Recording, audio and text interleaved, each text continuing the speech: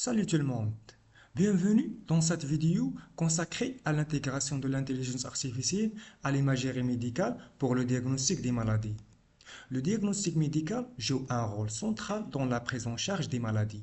Pour établir un diagnostic précis, les médecins s'appuient sur diverses sources d'informations, parmi lesquelles l'imagerie médicale occupe une place essentielle.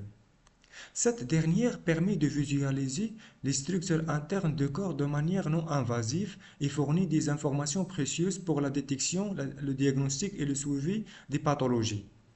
Cependant, l'augmentation considérable du volume de données d'imagerie médicale ainsi que leur complexité croissante rendent leur interprétation manuelle de plus en plus difficile, chronophage et parfois sujette à des erreurs.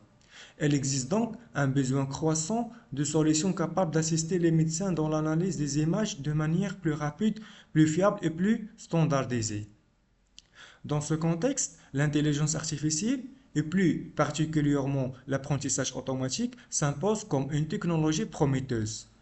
Ces méthodes permettent d'analyser de grandes quantités d'images médicales, d'identifier des motifs complexes, souvent difficiles à percevoir par l'œil humain. Notre motivation repose donc sur l'exploitation de ce potentiel afin de développer des systèmes d'aide au diagnostic plus performants et plus efficaces. Pour atteindre cet objectif, plusieurs étapes sont nécessaires dans la conception d'un système de diagnostic assisté par l'intelligence artificielle. La première consiste à constituer un jeu de données d'imagerie médicale, c'est-à-dire une collection d'images utilisées pour l'entraînement, la validation et le test des modèles d'apprentissage automatique.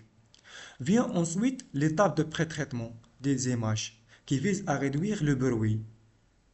Après le pré-traitement, la segmentation est réalisée afin d'identifier automatiquement les régions d'intérêt présentes dans l'image, telles que les tumeurs, les lésions ou les organes étudiés.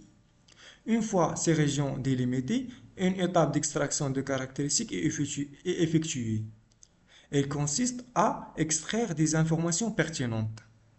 Les caractéristiques extraites peuvent ensuite être soumises à une étape de sélection de caractéristiques.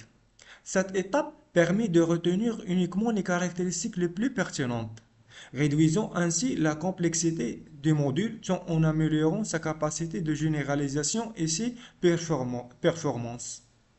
Enfin, l'étape de classification consiste à attribuer automatiquement une classe à une image ou à une région d'image.